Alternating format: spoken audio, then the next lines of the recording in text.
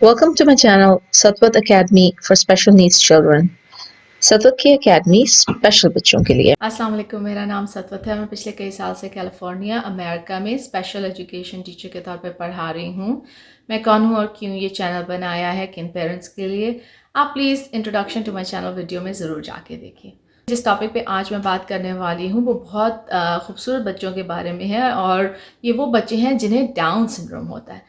मेरे पास काफ़ी रिक्वेस्ट आती हैं कि प्लीज़ डाउन सिंड्रोम के बारे में बताइए, और मैं आज ऑफिशियली यहाँ पे डाउन सिंड्रोम के बारे में couple of may be videos डालूंगी ज़रूर, ताकि थोड़ा बहुत पेरेंट्स को आइडिया हो जाए। पहले डाउन सिंड्रोम के बच्चों के माँ बाप के बारे में बात कर लेते हैं। ये लोग बहुत बहादुर लोग होते हैं, और हर माँ बाप जिनके बच्चों को कोई भी चैलेंज हो वो काफ़ी बहादुर होते हैं।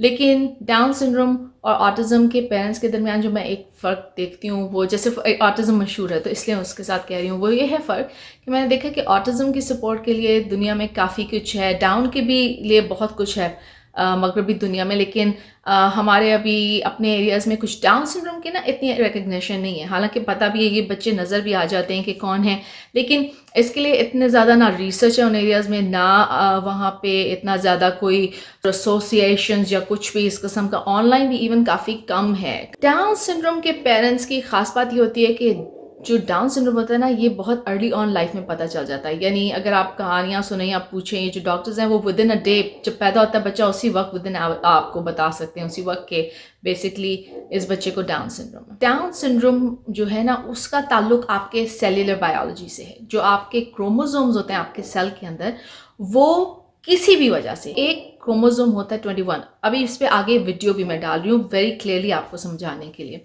हमारे अंदर 23 जो होते हैं पेयर्स ऑफ क्रोमोसोम्स होते हैं, ठीक है। अगर हम यहाँ शुरू से स्टार्ट करें तो ऊपर से आप देख लें, ये एक उसकी एग्जांपल्स है कि इसको डिफरेंट तरीके से दिखाते हैं। कहीं पे चार्ट्स में ये होगा और एक और पेयर इसके साथ होगा, तो ये हो जाएगा 1 पेयर, फिर 2 होंगे, आप 2 पेयर्स, 3। तो ये सिंपल क्रोमोसोम्स इस वक्त दिखा रहे हैं।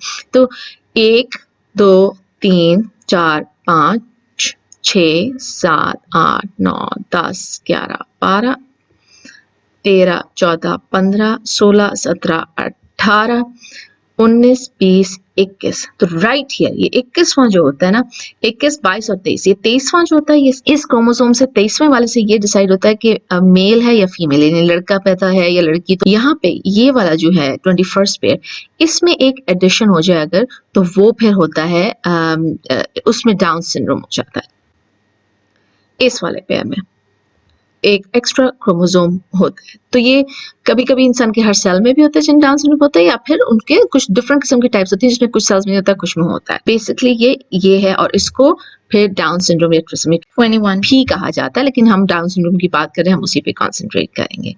अब पेरेंट्स की बात कर लेते हैं कि पेरेंट्स को बहुत अर्ली बता देते हैं, तो डाउन सिंड्रोम के पेरेंट्स के पास थोड़ा ज़्यादा टाइम होता है इसको डील करने के लिए, एज़ कम्पेयर टू अगर हम कहें और पेरेंट्स जैसे फॉर एग्जांपल ऑटिज़म जो बहुत बाद में डायग्नोज होती है, 6 मंथ्स इन, 9 मंथ्स इन, 1 साल के बाद, 2 साल के बाद कुछ लोग रिकग्नाइज कर लेते हो वो बच्चा बोल ही नहीं रहा क्या है।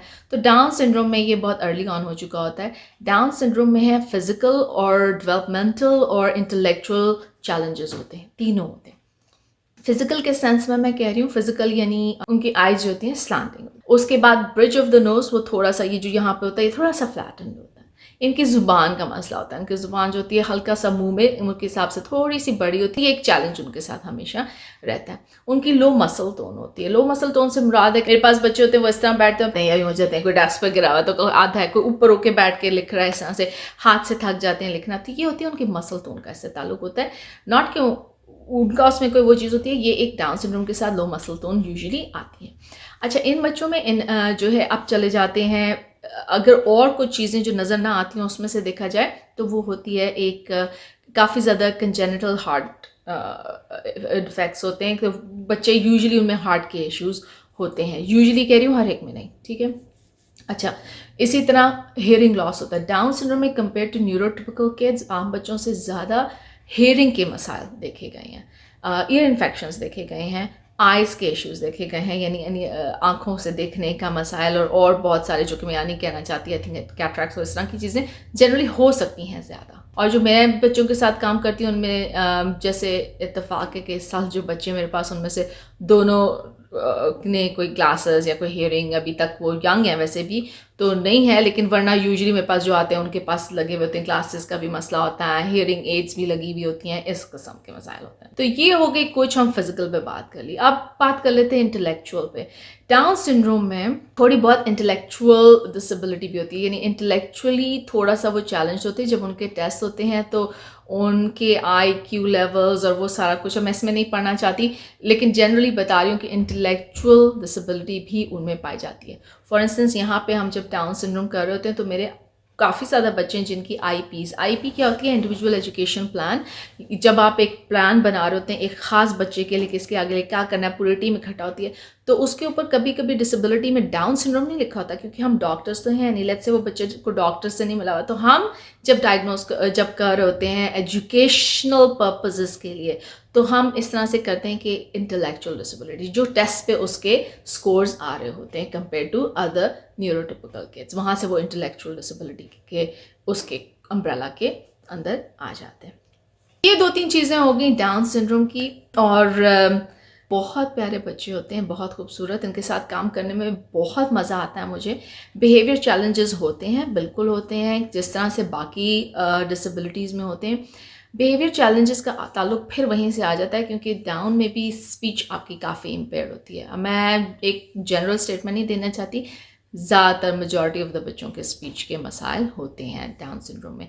तो डाउन सिंड्रोम क्योंकि स्पीच होती है, फिर स्पीच के साथ बिहेवियर्स रिलेटेड होते हैं, और आप कितना इंटरेक्ट कर पा रहे हैं, नहीं कर पा रहे, समझ पा रहे हैं, समझ नहीं पा रहे, ये सारी चीज़ों से ना हमारा बिहेवियर इम्पैक्ट होता है। यानी बिहेवियर से मुराद है वो बच्चे शरारती लगेंगे या इस तरह लगेंगे, या कुछ बच्चे मारते पीटते भी हैं। जैसे मेरे पास एक स्टूडेंट है, वो डाउन का था, तो वो अपने आप को काफ़ी ज़्यादा काटता था। अच्छा, उसका काटना जो था ना, अक्सर मैं कहती हूँ बच्चे वो मेल्टडाउन, और अगर टेंट्रम वाली आप मेरी वीडियो देखें उसमें होता है कि जानबूझ के काटने तवज्जो, ये बच्चा इसलिए नहीं करता था, ये ही हैड दिस नीड। फिर आहिस्ता आहिस्ता हुआ ये कि उसको पहले हाथ से रोकना पड़ता था, फिर सिर्फ मैं इतना कहती थी, उसका नाम ले देती थी तो वो रुक जाता था, और फिर आप उन्हें डिस्ट्रैक्ट करते हैं या उन्हें रीडायरेक्ट कर देते हैं किसी और काम की तरफ तवज्जो, या फिर उनको कोई आप ऐसा रिप्लेसमेंट बिहेवियर देते थे कि ये कर लें बजाय अपने हाथ को काटने के लिए। डाउन सिंड्रोम जिसे अगेन ट्रिसोमी 21 भी कहते हैं, उसका एक और नाम है ट्रिसोमी। ट्राई का मतलब होता है 3, और वो क्रोमोसोम्स जो होते हैं 3 होते हैं, इसलिए उसको ये भी कहा जाता है, और फिर उसकी टाइप्स होती हैं बहुत किस्म की।